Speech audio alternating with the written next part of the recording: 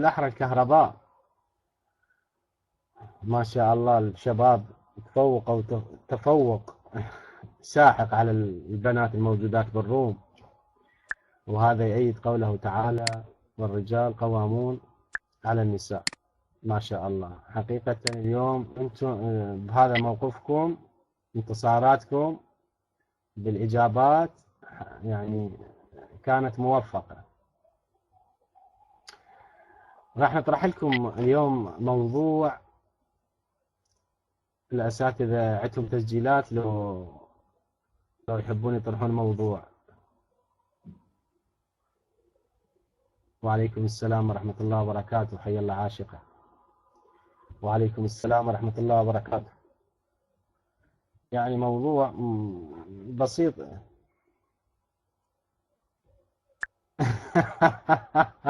ايه يا الله، انا صوتي شوية، انا كنت صار لي ساعة احكي بغير روم والله. تعبت وسام، دكتور وسام تعبت والله كلش. وهسه صار يعني قلت لابد نشارك الاخوة نسمع صوتهم، يسمعون صوتنا. يعني فرحنا سماع صوتهم، لكن صوتي انا ادري لو موضوع لو اسئلة. وتعال هلا بالسيد مولاي نور عيني سيدنا سيد سندباد ابو النوارس، الله يحفظك ويبارك فيك اخوي. عندنا موضوع يعني هو مهم جدا، عقائديا مهم. يجب على الإنسان أن يفهمه بالفهم الحقيقي، وهذا في مبحث التوحيد. يعني صوتك بابا، صوتك بابا، روح يصيحوا لك روح هناك، يعني لا تصيح هناك. عندنا مولانا عندما نقول أشهد أن لا إله إلا الله وحده لا شريك له، هاي كلمة وحده، كلمة وحده. وفي قوله تعالى قل هو الله أحد، قل هو الله أحد. هنا هاي كلمة أحد شنو معناها؟ وهاي يسمونه في البحوث العقائدية يسمونه التوحيد الذاتي، توحيد الله يسمونه التوحيد الذاتي.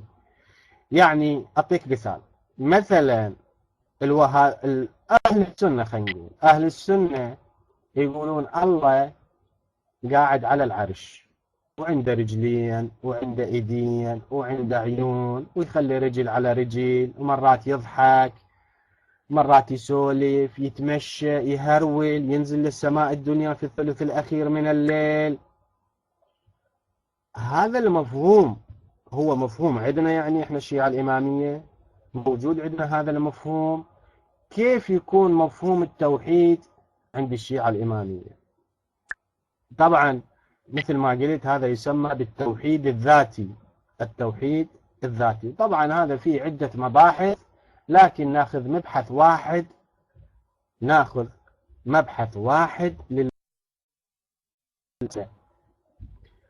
عندما نقول إن الله سبحانه وتعالى واحد.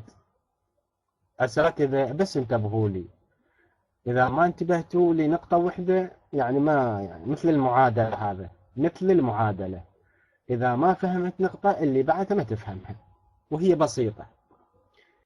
إذا قلنا الله واحد يعني شنو واحد؟ واحد يعني العددي،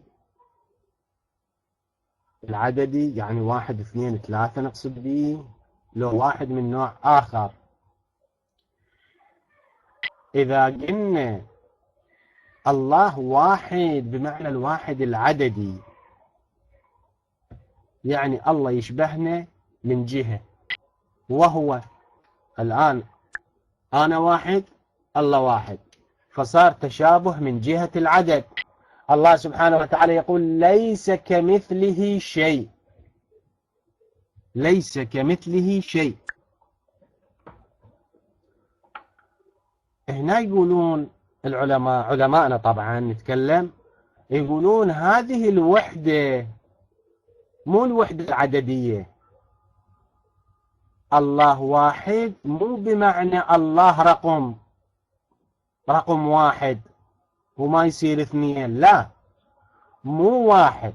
إذا قلنا واحد راح يشبه المخلوقات في العدد، والله ليس كمثله شيء، الله ليس كمثله شيء. زين، شنو هاي الوحدة يا علماءنا حتى نقدر، وعليكم السلام ورحمة الله وبركاته، شنو هاي الوحدة اللي انتم تصفون بها الله سبحانه وتعالى؟ قالوا هذه الوحدة الحقيقية الشخصية. شنو الوحدة الحقيقية الشخصية؟ الوحدة الحقيقية الشخصية بمعنى انه هذا الشيء واحد بذاته، ولا يمكن فرض شيء آخر مثله.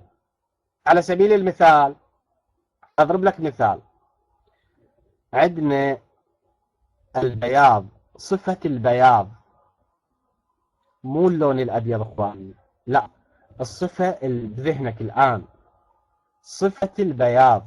هاي صفة البياض صفة واحدة، ما تقدر تخلي صفتين، هاي بياض وهاي بياض، لا، هي صفة واحدة.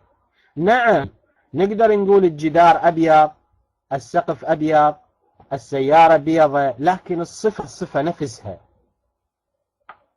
الصفة نفسها البياض ما تصير اثنين. حتى بذهنك ما تقدر تخلي صفتين البياض. فالله سبحانه وتعالى واحد بمعنى وحدة حقيقية شخصية، يعني لا تنطبق إلا عليه فقط، لا تنطبق إلا عليه وحده، ما يصير تنطبق على واحد ثاني. الوحدة عندما نقول إن الله سبحانه وتعالى واحد، أولا ليس بالوحدة العددية، يعني مو رقم. هذه الوحدة تسمى الوحدة الشخصية الحقيقية. هذه الوحدة الحقيقية الشخصية اخواني تنقسم إلى قسمين. وحدة شخصية حقيقية تسمى أحدي، ووحدة شخصية حقيقية تسمى أوحدي. انتبهوا اخوان، الله سبحانه وتعالى هذه الوحدة من أي قسم؟ عندما نقول إن الله سبحانه وتعالى واحد بمعنى واحد أحدي، لو بمعنى واحد أوحدي. ما هو الأوحدي وما هو الأوحدي؟ وعليكم السلام ورحمة الله وبركاته.